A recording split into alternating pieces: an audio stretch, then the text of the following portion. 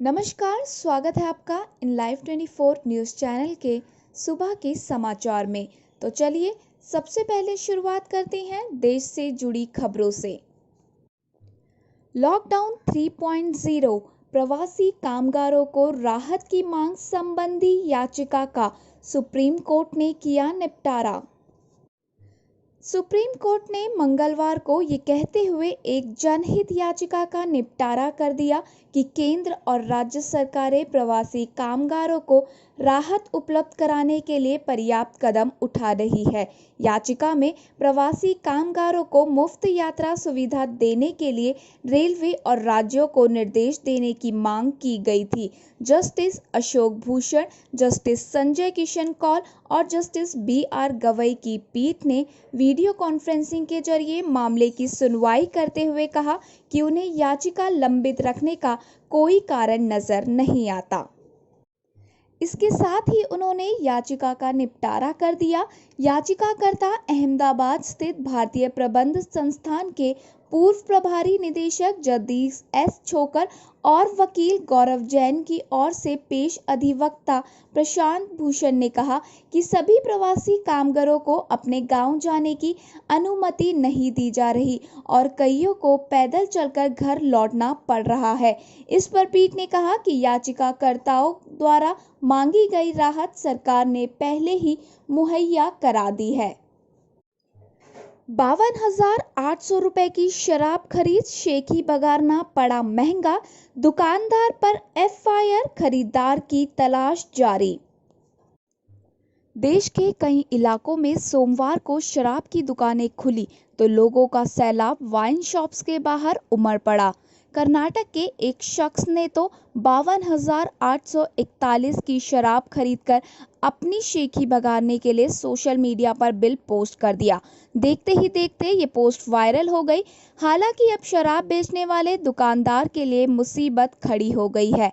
बेंगलुरु का आबकारी विभाग हरकत में आ गया और दुकान पर एक आदमी को तय पैमाने से अधिक शराब देने के मामले में दुकानदार S वेंकटेश के खिलाफ केस दर्ज कर दिया गया है। खरीदार की तलाश जारी है।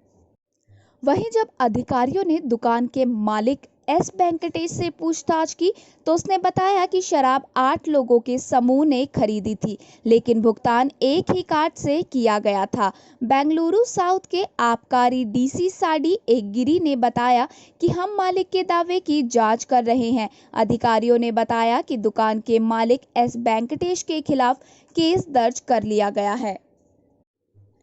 बिहार में स्वास्थ्य कर्मियों की 31 मई तक सारी छुट्टियां रद्द, आदेश नहीं मानने वालों पर होगी कड़ी कार्रवाई।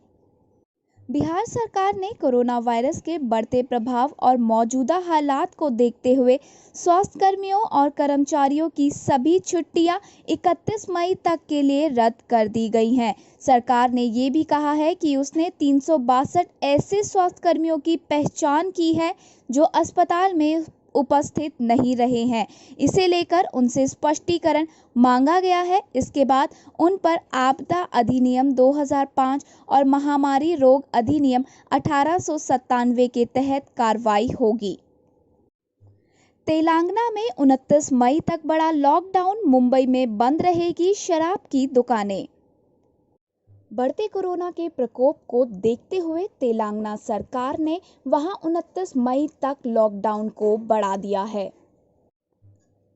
पुलवामा में सुरक्षा बलों का बड़ा एक्शन, 2 जगह एनकाउंटर, एक आतंकी किया ढेर।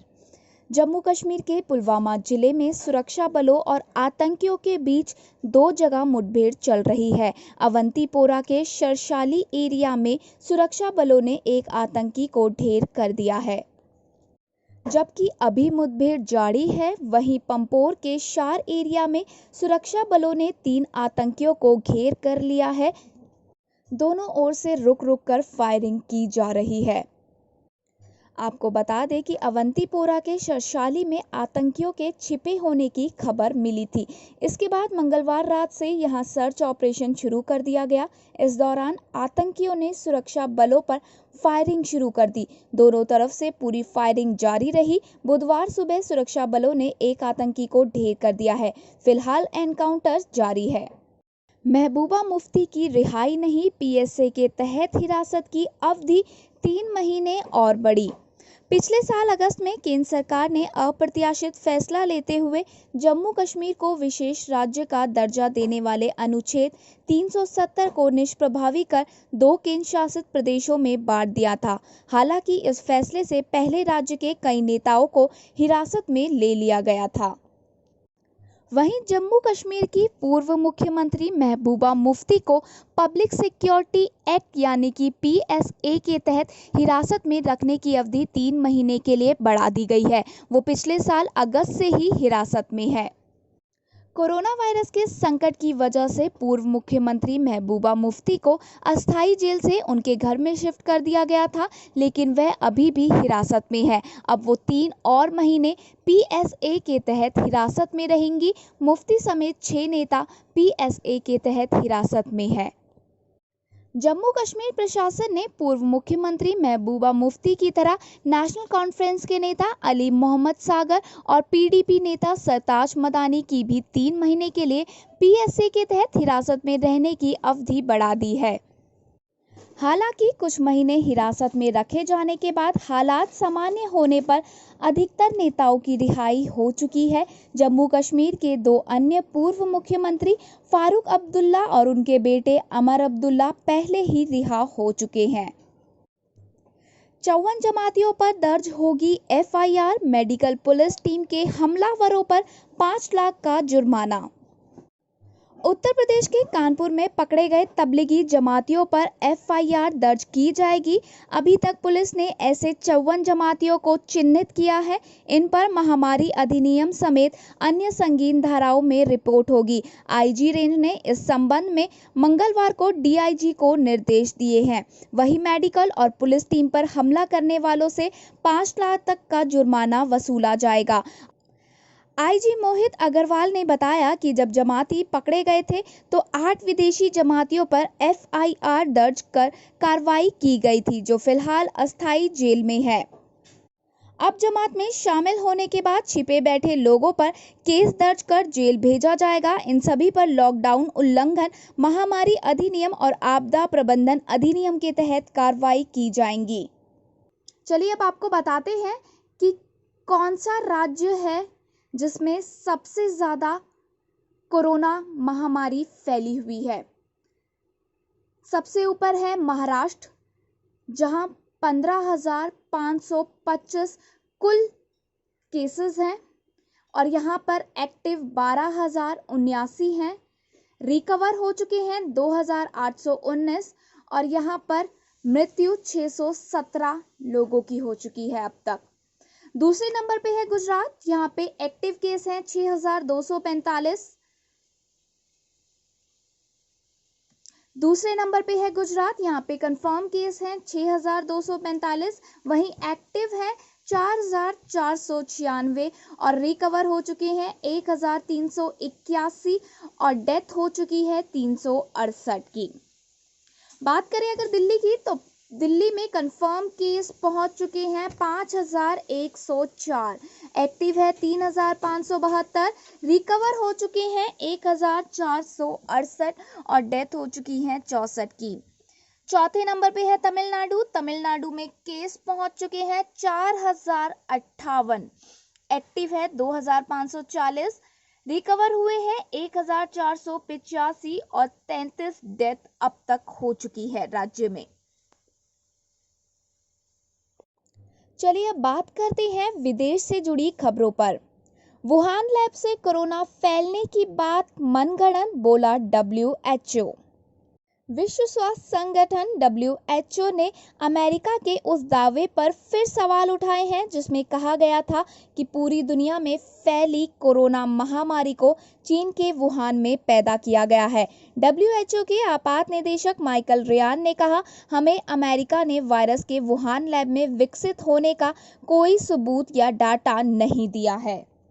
हमारे हिसाब से ये केवल एक कल्पना है। बता दें कि अमेरिकी राष्ट्रपति ट्रंप और विदेश मंत्री माइक पोम्पियो को WHO में इस बात के साक्ष्य देने थे। ये महामारी चीन की प्रयोगशाला में पैदा हुई है, जबकि WHO इससे पहले भी संक्रमण से निपटने के लिए चीन की तारीफ कर चुका है, जिसके चलते ट्रंप प्रशासन ने हाल के दिनों में संक्रमण को लेकर चीन पर हमले तेज कर दिए। यहां तक कि अमेरिका ने WHO को दी जाने वाली फंडिंग पर भी रोक लगा दी है। ट्रंप और पोम्पियो ने कहा था कि ये वायरस वुहान के लैब में बना और वहीं से फैला, हमारे पास इसके सबूत है। वहीं दूसरी ओर एक आंतरिक रिपोर्ट में चीन की सरकार को चेतावनी दी गई है कि महामारी की वजह से अमेरिका के साथ उसके रिश्ते काफ़ी खराब हो सकते हैं। यही नहीं, अमेरिका चीन में सैन्य टकराव की नौबत भी आ सकती है, क्योंकि चीन ने समय पर कोरोना से जुड़ी जानकारी दुनिया के सामने नहीं रखी है। इस रिपोर्ट को think tank China institute of contemporary international relation ने तैयार किया है, जो चीन के राष्ट्रीय सुरक्षा मंत्रालय से संबंधित है। रूस ने किम जोंग को द्वितीय विश्व युद्ध के स्मृति मेडल से किया सम्मानित। रूस के राष्ट्रपति व्लादिमीर पुतिन ने उत्तर कोरिया के शासक किम जोंग उन को विशेष सम्मान से नवाजा है। नाजी जर्मनी पर जीत की 75वीं वर्षगांठ के मौके पर पुतिन ने किम को द्वितीय विश्व युद्ध का स्मृति मेडल प्रदान किया है। प्योंगयांग स्थित रूसी दूतावास ने कहा कि किम को ये सम्मान सोवियत संघ के उन सैनिकों की स्मृति को संरक्षित करने के लिए दिया गया, जिनकी द्वितीय विश्व युद्ध के दौरान उत्तर कोरिया में मौत हुई थी। ट्रंप ने किया इशारा, कुछ बड़ा होने वाला है, सबको जल्दी पता चलेगा। ट्रंप ने कहा कि कुछ होने वाला है, काफ़ी काम हो चुका है, जब तक वो नहीं हो जाता तब तक हम उस पर बात नहीं करना चाहते, लेकिन मैं ये कहूँगा कि वे वास्तव में प्रगति कर रहे हैं। जॉनसन एंड जॉनसन के लोग वास्तव में शानदार हैं, वे इस तेज़ी से प्राप्त करना चाहते हैं, हम सभी को बहुत जल्दी पता चल जाएगा। उन्होंने कहा, हम कुछ बहुत नाटकीय कर रहे हैं और द्वितीय विश्व युद्ध के बाद से जो कुछ हमने किया है उसके जैसा कुछ नहीं है। हमने नाटकीय रूप से नए उपचारों और संभावित टीकों के विकास को गति दी है। हमारे यहाँ 90 क्लिनिकल ट्रायल्स चल रहे हैं और 100 अभी और होने वाले हैं। अमेरिकी राष्ट्रपति ने लॉकडाउन को फिर से खोलने के संकेत देते हुए कहा, हमारे नागरिकों की गहन प्रतिबद्धता के कारण हमने प्रभाव को कम कर दिया है और अनगिनत अमेरिकी जीवन बचाए हैं। हमारा देश अब लड़ाई के अगले चरण में है, एक बहुत ही सुरक्षित चरणबद्ध तरीके के साथ धीरे धीरे फिर से इसे खोलना है। हमें देश को फिर से खोलना है। जेल में बंद सऊदी की प्रिंसेस ने जताई कोरोना वायरस से संक्रमित होने की आशंका।